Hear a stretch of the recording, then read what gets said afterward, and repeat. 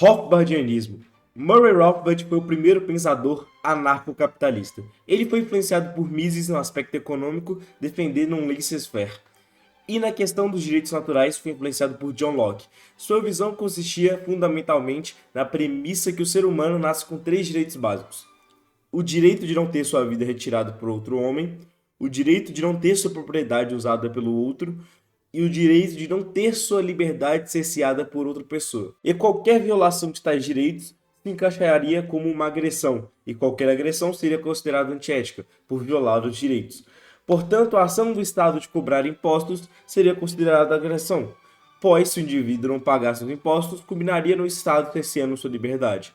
Além disso, as leis do Estado cerceariam a liberdade dos indivíduos, pois eles não consentiram com tais leis. Rothbard defende que o aborto, o comércio de drogas, os jogos de azar e a blasfêmia são totalmente éticos, contrariando a visão ética cristã. Hopianismo. Hans Hermann Hoppe foi um pensador anarcocapitalista e trouxe uma nova visão anarcocapitalista, trazendo uma nova visão ética. A chamada ética argumentativa buscava trazer uma forma de ética anarcocapitalista com fundamentação a priori. Em resumo, a ética argumentativa parte da premissa de que somente através da argumentação é possível alcançar uma conciliação entre indivíduos e que seja perene no tempo e no espaço. Pois, se uma pessoa tomar outra forma, como a violência, como conciliação entre indivíduos, não será perene no tempo. Alguma hora tal conciliação acabará. Por isso os estados sempre têm crises, revoluções, guerras e colapsam. E também gera uma diferença entre a conciliação entre estados diferentes, logo não é perene espacialmente. Mas o que é argumentação? A argumentação é o processo de troca de informações entre duas ou mais pessoas com visões opostas, visando refutar ou defender uma afirmação. A argumentação utiliza o escasso corpo humano, assim sendo, Hoppe chega à conclusão de que no ato da argumentação, ambos os argumentadores reconhecem um ao outro como autoproprietários, pois propriedade é o controle de um bem escasso de forma fixa no tempo e no espaço. Hans afirma então que todos capazes de argumentar possuem propriedade do próprio corpo. Hoppe afirma que pelo fato de os recursos serem escassos, logo, esses recursos precisarem de ter proprietários, e esse proprietário precisa ser único ou nulo, pois se tal propriedade for compartilhada, pode levar a visões divergentes do que fazer com tal propriedade, levando a conflitos e a uma não perenidade temporal.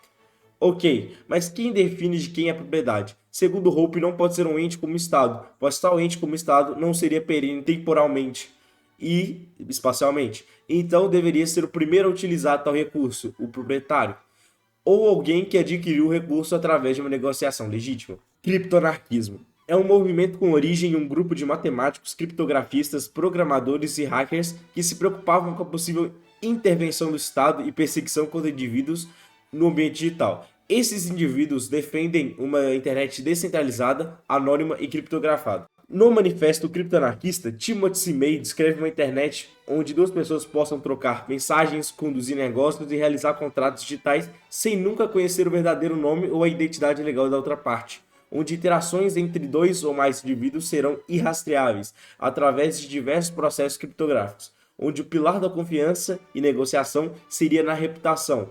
Tal revolução econômica, social, cultural e tecnológica alteraria completamente a natureza da regulamentação governamental, a capacidade de taxar e controlar as interações econômicas, a capacidade de manter as informações em segredo e até mesmo alterar a natureza da confiança e da reputação. Timothy previu uma reação do Estado que tentaria desacelerar ou deter a disseminação dessas tecnologias, citando preocupações com segurança nacional, o uso da tecnologia por traficantes de drogas e sonegadores de impostos e temores de desintegração social. Então Timothy alega o seguinte: muitas dessas preocupações serão válidas. A criptoanarquia permitirá que segredos nacionais sejam vendidos livremente e permitirá que materiais ilícitos e roubados sejam comercializados.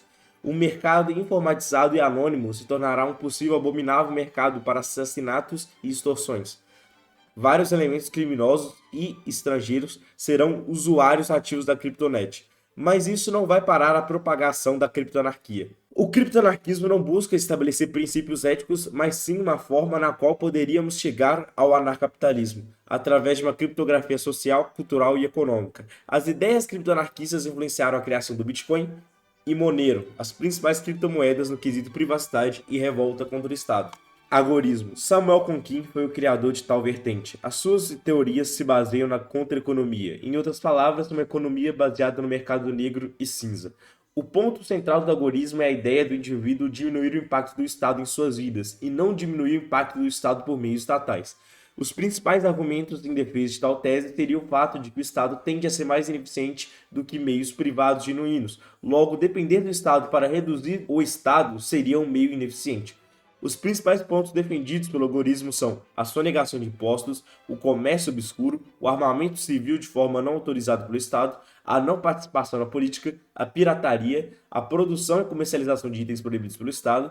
O agorismo também não apresenta uma visão ética, mas sim um meio para o qual poderíamos chegar ao anarcapitalismo ou qualquer outro tipo de anarquismo de mercado. Revolução. Ao contrário do agorismo, o anarcocapitalismo revolucionário não busca uma transição de sistema por meios pacíficos, mas sim por meio de uma guerra entre a população esmagada pelo Estado contra tal ente opressor.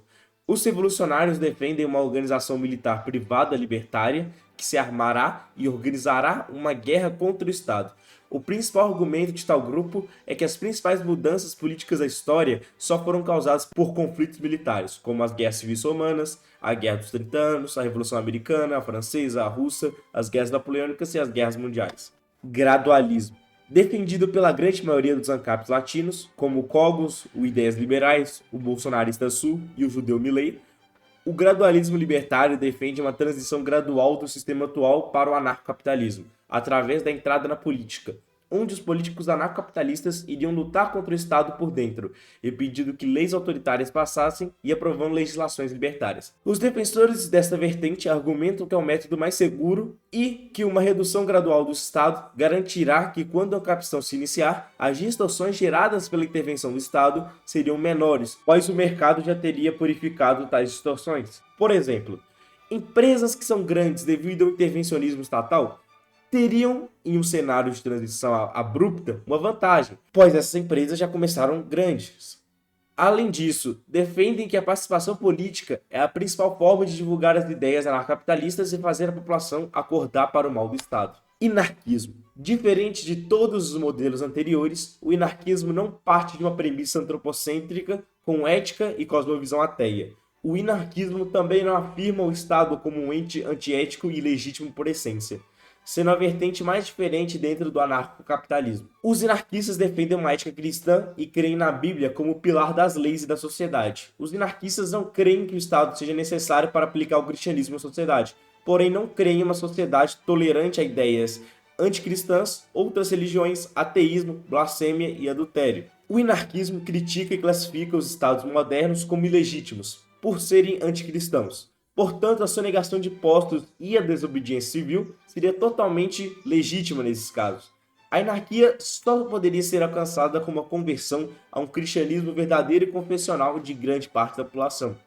Os defensores de tal vertente argumentam que é importante os cristãos buscarem criar uma comunidade cristã genuína, com mercados clandestinos, sem impostos, penetração política para proteger tais mercados, a organização cristã e impedir que mais leis anticristãs sejam aprovadas pelo Estado. A anarquia defende a purificação completa de toda a sociedade brasileira, que foi absolutamente corrompida pelo antropocentrismo, um processo de cristianização universal, seja na ética de trabalho, na educação, na estrutura familiar, no ambiente clerical, na cultura, na música, na economia, na segurança, na justiça e na caridade. Utilitarismo. Tal vertente foi elaborada por David Friedman. Ao contrário de outras visões éticas libertárias, Friedman não acreditava em uma visão justnaturalista, mas uma visão privada legal, onde as leis seriam privadas e você contrataria empresas responsáveis pela elaboração, execução e julgamento das leis aprovadas dela, na sua propriedade. Friedman não defende o anarcocapitalismo por motivos éticos, mas por crer que seria um sistema com melhores resultados econômicos. Espero que tenham gostado do vídeo, que Deus abençoe todos vocês e tchau! Bora tomar uma. Não vai não! Bora tomar uma. Ele não vai não! Bora tomar uma. Ele não vai não! Bora.